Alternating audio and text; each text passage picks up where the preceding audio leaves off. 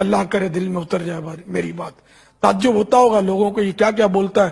میں بہت کچھ آپ کے کام کی بات بولتا ہوں. اگر یہ سب آپ گرے میں باندھ لیں گے نا تو انشاءاللہ گمراہ نہیں ہوں گے, ورنہ گمراہ ہوتے دیر نہیں لگتی. نہیں یار, قرآن کا ترجمہ, قرآن ہی تو پڑھنا ہے نا, کسی کا بھی ترجمہ پڑھ لو. یہ کیسے ہو سکتا ہے؟ کسی کا بھی پڑھ لو, ایمان سے ہاتھ دھو بیٹھو گے پتہ بھی نہیں چلے گا. ایک لفظ کے کئی کئی معنی ہوتے ہیں. یہ مدنی مولوی نہیں, یہ پدنی مولوی ہے جو اس طریقے کے فتوے دے رہے ہیں. ہم نے اس قرآن کو سمجھنے کے لیے آسان بنایا ہے تو ہے کوئی نصیحت حاصل کرنے والا.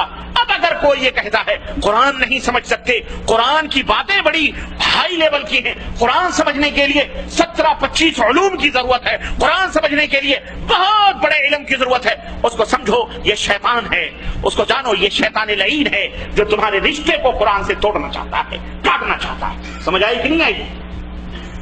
اس لیے قرآن, اللہ کے رسول صلی اللہ علیہ وسلم فرماتے ہیں من یرد اللہ بہ خیرا یفقہہ فی الدین. ارے جو یہ کہے کہ میری سمجھ میں قرآن نہیں آ رہا, جو یہ کہے میری سمجھ میں, یہ تمہاری سمجھ میں قرآن نہیں آ رہا, حدیث نہیں آ رہی, سمجھو یہ اس وقت کا مردود شیطان لعین ہے. کہ اللہ فرماتا ہے کہ جس کو اللہ بھلائی, جس کے ساتھ خیر چاہتا ہے, جس کے ساتھ اللہ بھلائی کرنا چاہتا ہے, اسے دین کی سمجھ عطا فرماتا ہے, اسے دین کی. اور جو کہے مجھے سمجھ نہیں آ رہی, وہ سمجھو اس کا نٹ بولٹ ڈھیلا ہے, یہ گیا جہنم میں, یہ اب بچنے والا نہیں ہے الا یہ کہ اس کو کہہ دیا جائے. محمد الرسول اللہ صلی اللہ علیہ وسلم کا فرمان سمجھ میں نہیں آتا. اور کیسے آئے؟ جب سمجھ میں آئے گا نا تو عمل کرنا پڑے گا نا, اور عمل کرنا پڑے گا تو مشقت آئے گی.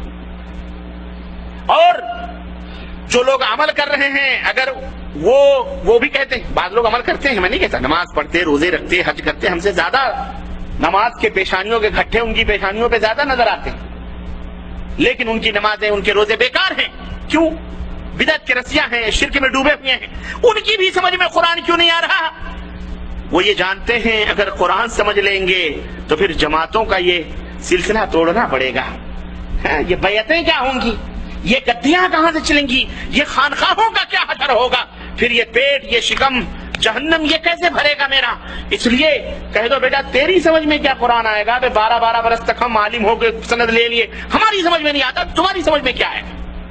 اس لیے نہ نومن تیل ہوگا, نہ رادھا ناچے گی, نہ روشنی ہوگی, اور نہ تاریکی جائے گی, اور نہ تاریکی جائے گی, نہ ہماری روزی روٹی ختم ہوگی. اس لیے قوم کو یہ پٹا پڑھایا ہوا ہے, اور انہی صوفیوں نے اور انہی دین کے دروہیوں, دشمنوں نے, شاہ ولی اللہ نے جب فارسی زبان میں پہلا ترجمہ قرآن کریم کا کیا تو قاتلانہ حملہ کیا ان کے اوپر, کہا یہ کافر ہو گیا ہے, قرآن کو کسی زبان میں کیسے ترجمہ کر رہا. یہاں بڑے بڑے مولویوں نے کہہ رکھا ہے کہ قرآن سمجھنا تمہارے بس کی بات نہیں ہے, اس کو تو علماء سمجھتے ہیں.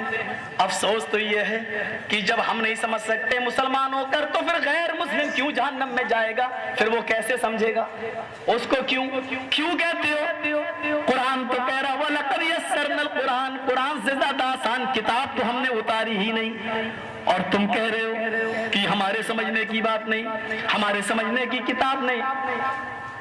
انصاف کر کے بتاؤ, دل پہ ہاتھ رکھے, اگر قرآن آسان نہ ہوتا تو کوئی حافظ اس کو یاد کر پاتا, کوئی حافظ اس کو یاد کر پاتا.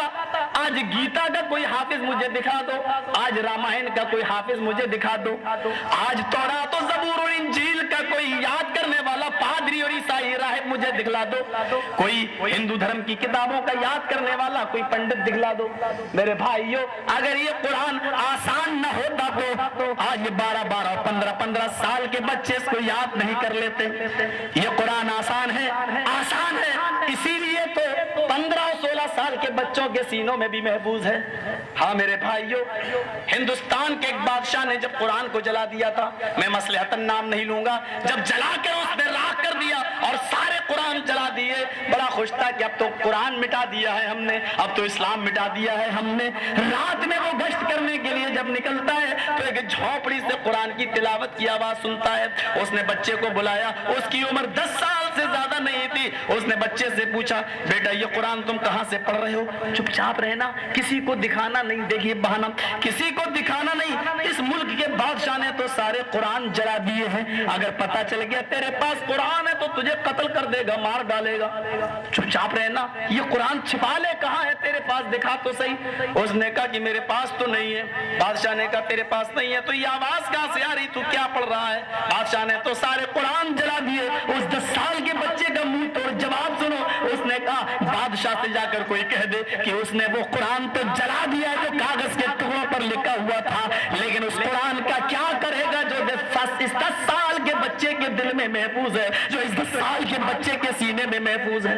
बादशाह चकरा गया और अपने हुकूमत के में दूसरे दिन दरबार खिलाफत में बैठता है और हुक्म देता है, मुसलमानों मुझे माफ कर दो, जो कुरान तुम्हारी मजहबी किताब है उसको फिर से छापो, क्योंकि जो किताब एक 10 साल 11 साल के बच्चे के सीने में महफूज हो, उस किताब को दुनिया की कोई ताकत नहीं मिटा सकती है। हम जैसे क्या हजारों बादशाह पैदा हो जाए नहीं मिटा सकते हैं। मेरे भाइयों, ये कुरान इतना आसान है लेकिन मौलवियों ने इसको इतना मुश्किल कर दिया है। हाँ, आसान कहाँ बनाया है? कोई मर जाए तो किराए के टट्टुओं को बुला लो, एक एक पारा दे दो और बख्श दो, बस इस मौके पर आसान दिखाई देता है ये कुरान। वहां समझा नहीं जाता, सिर्फ रटना है तोते की तरह और एक ही दिन में पढ़ना है, इसलिए यहाँ पढ़ लो, क्योंकि समझने का मौका ही तुम्हें नहीं मिलेगा। मरने वाले के गम में आए हो और किराए के टट्टू मैंने इसलिए कहा है, बाद में शीरीनी मिल जाएगी, मिठाई मिल जाएगी, 2-2 लड्डू बढ़ जाएंगे, तकसीम हो जाएंगे। बस आज कुरान हमारे यहाँ इस माना में रह गया है, या ज्यादा से ज्यादा इसका इज्जत और एहतराम ये है। अच्छा